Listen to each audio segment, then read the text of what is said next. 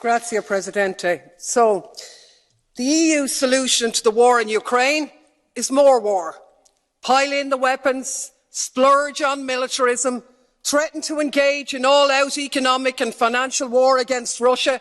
So the same things you were doing already and expecting a different result. The true definition of madness.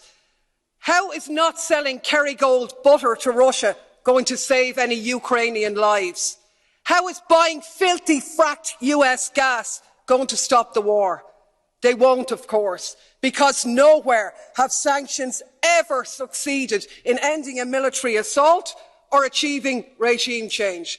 But what they have done is unleash economic devastation, this time round which will be paid for by the people of Russia, including those out protesting against the war, and increasingly being paid for by the citizens of Europe, facing massive energy price hikes, inflation and a catastrophic decline in their living standards. Talk about shooting ourselves in the foot. And of course this moral outrage at Russia's illegal war, which has sparked this lunacy, is in sharp contrast to the lack of any such scruples in terms of the illegal US wars in Iraq or Afghanistan, which we not only didn't condemn, but we actually joined in and continue to do business with them all the way. No such scruples about Saudi Arabia's genocide in Yemen.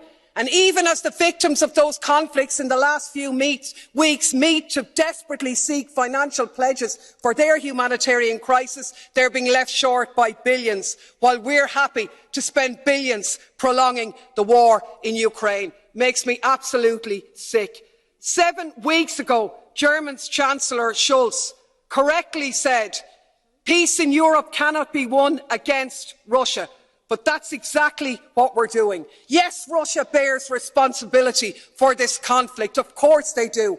But we cannot ignore the role of NATO. And the EU, instead of promoting peace and acting in the interests of the people of Europe, the Ukrainians, the EU citizens, and yes, the Russian citizens too, has become a tool of NATO and the military-industrial complex. What is needed is an end to the conflict, an end to militarism, a ceasefire and a negotiated settlement. We should restore our role as a diplomatic one of promoting peace. Anything else makes us complicit.